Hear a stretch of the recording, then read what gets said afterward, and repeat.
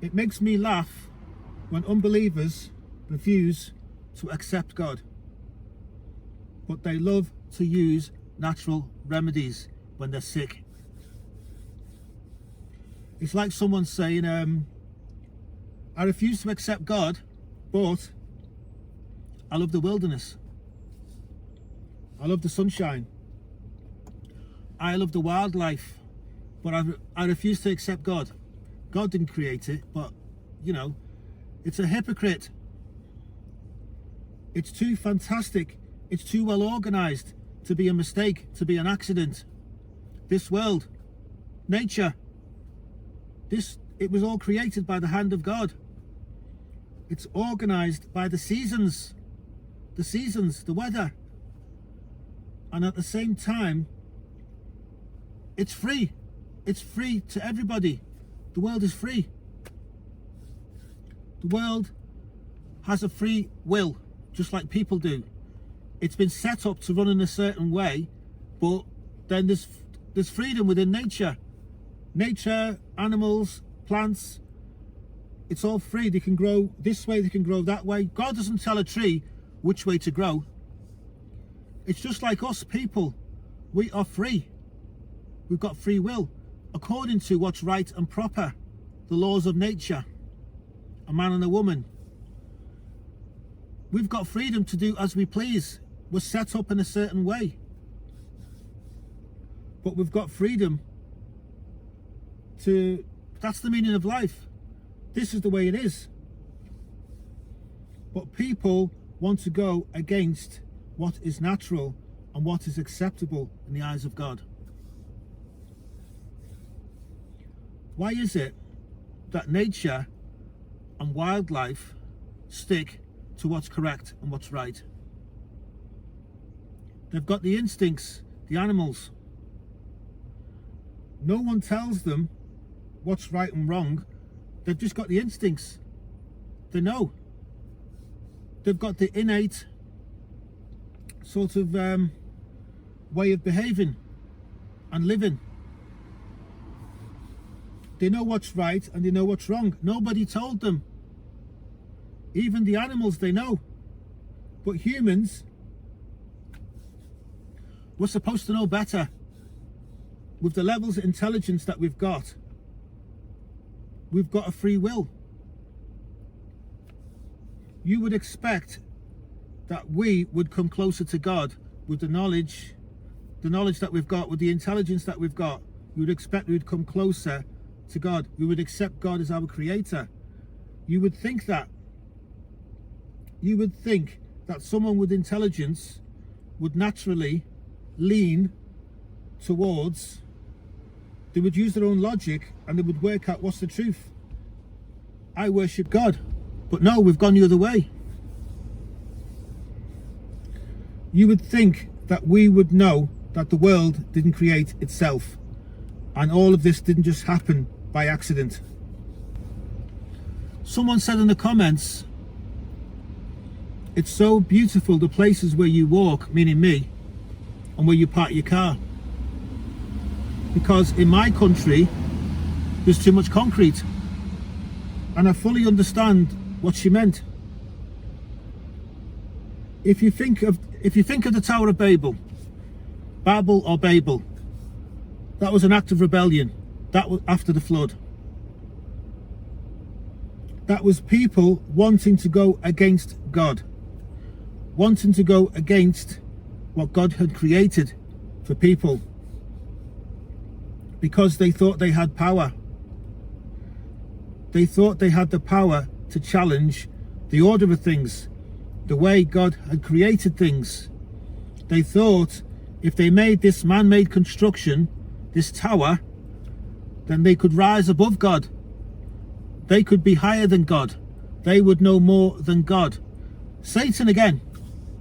If you build that tower going up there, you will know more than God. You'll be higher than God. Satan again probably told them that, tricking people. Some of these cities are like the Tower of Babel. Some of these cities are like the modern day Tower of Babel. Some of these skyscrapers, tower blocks. Some of these towns, these tower blocks, the architects, the town planners, they're just trying to push the boundaries. I know people will think, oh, what is he talking about? But it just come to me. They're just trying to make a name for themselves. The people who plan these cities, they're putting people in rat traps, and it becomes a ghetto. They're places that are not fit to live in. No wonder people feel down.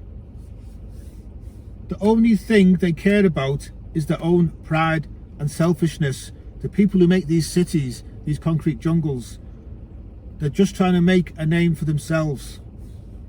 They're not real places to live.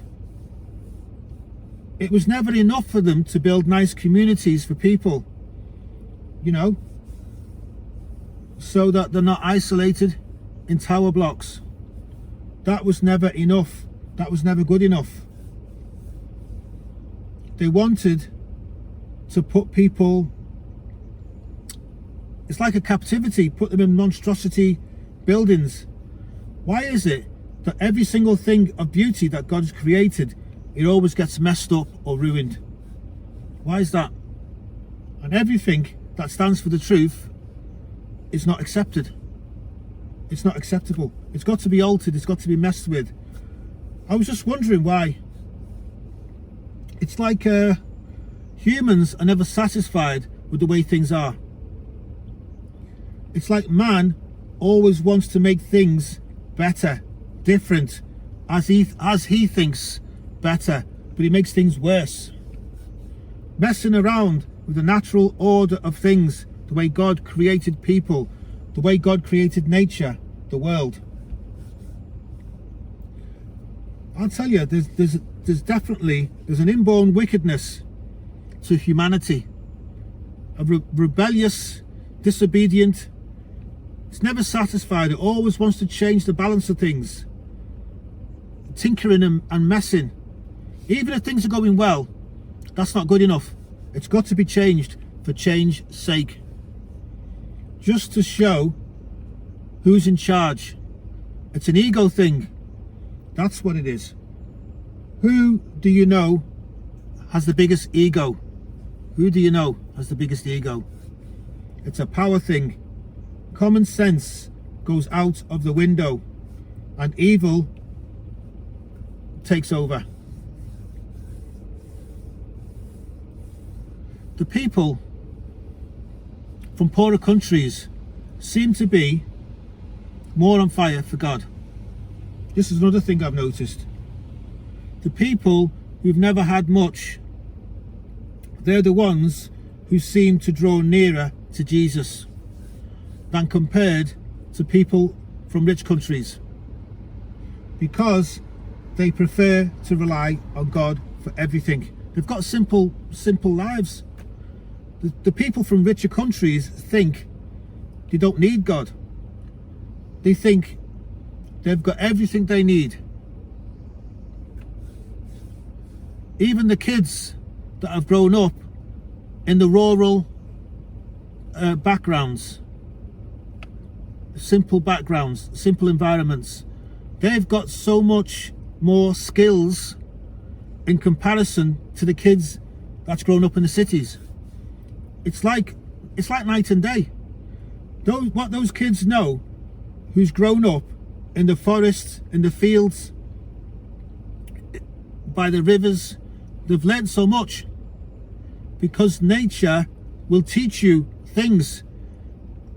Nature and the wilderness, it's the best place to learn basic survival, basic skills, like learning about plants, learning about the forest, learning about the seasons, learning about the weather, making a boat, you know, they know things. They know what's going to happen next. They're intuitive. They know. They look at the ground and they'll know. There's been a bear's walked through this pathway, or a deer's walked through this pathway, or a wolf. The wolves, you know, they can even smell it sometimes. Honestly, the things in nature, they're on another level. They know about planting, they know about fishing, they know about hunting, they know how to build a shelter, at a young age. You take a kid from London or New York and ask them to do that, they wouldn't have a clue, because they've only grown up in a city. You know, it's like a form of captivity, really. And then they say captivity is cruel for animals, but we're doing it to ourselves when you think about it. You know, the disciples, they was fishermen. They probably lived and worked outside their whole life. Their whole lives. That's what they was used to. They was outdoor people. Rugged outdoor people. They're the ones who will thrive. They're the ones who will thrive. Because the people who stayed indoors, they've been restricted in their learning, if you know what I mean. A different mindset. Satan is happy for people to stay isolated and detached and secluded indoors, because he knows their social skills, their outdoor skills that need to be learned and developed as a child can't be learned later on. You've gone past that stage in the child's learning. That timing, that time that you can learn those things has already gone. So Satan uses technology to isolate young people, young ones. You might be saying, well, why is that? Because they're staying inside, they're playing on their Xbox, playing your PlayStation, playing your computer games. It's all designed to isolate, social isolation. You know, techno gadgets. It's destroying the lives of people, young people. You might laugh, you might say, what are you talking about? But I'm telling you the truth. Technology, these games, these computer games for kids, it's destroying the way they interact, the way they learn, the way they socialize, the way they integrate in relationships, and it's keeping them away from God, because they're just believing in science and gadgets and things like that. There's nothing spiritual about them. They've never read the Bible. They've never even picked up a book, half of them. All they know is to pick up a gaming. They've got a gaming chair, a console, computer. That's all they know. So it's all a deliberate plan by Satan. I can see it 100%. 100% I can see it. It's like anything natural that God has created, the devil wants to destroy. Have you noticed? The devil wants to destroy. That includes nature, the environment, and it includes people, natural relationships, the way people interact, the way people talk, you know, the way people are introduced to make friends and outside activities and things like that. You make, you know, in the street, it's all gone. It's all been degraded, downgraded. The balance of things, the way it should be, the way it was before, has all been altered by the devil. I'm telling you, that's the strategy he's used. I know it. I know it. He uses the strategy to divide and conquer. That's what he does. And he starts with the young ones first. If only people knew years ago that technology would only make things worse and not better. I solemnly believe from the Garden of Eden, the tree of the knowledge of good and evil has brought us to where we are right now. I really do believe that. The knowledge of good and evil has brought us here to where we are right now. And it's not a good place. It's not going well, is it? It's not going well. But these are the last days. If you eat of that tree, your eyes will be opened. You'll be like gods. But we didn't need to know what was evil. We only needed to know what was good. That's why people have turned to evil. That's why people prefer evil to good. Now, this is what's happened now. Because God gave us a free will. God gave us a free will, but we was disobedient. We had a free choice.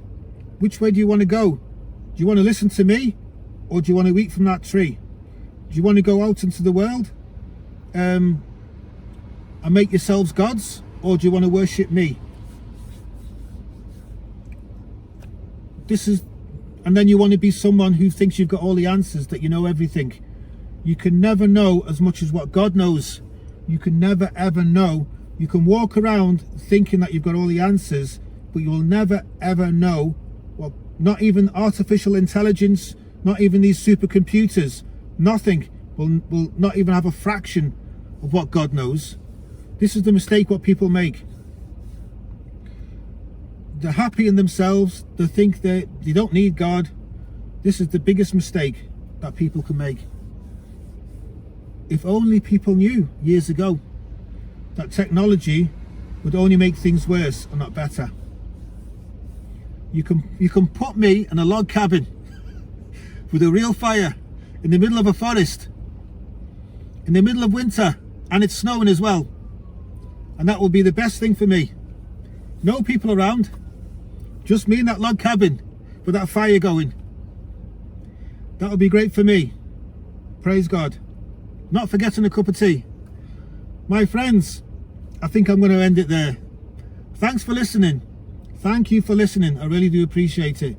I'm sure you'll agree though that Satan has definitely had a plan to interfere and disrupt everything normal, what God has made normal in this world. He's had a plan to disrupt everything, to turn everything upside down. That's what he's done. That's what he's done. Have a think about it, my friends. Take care of yourselves. Have a great Thursday. God bless. Shalom. Bye bye.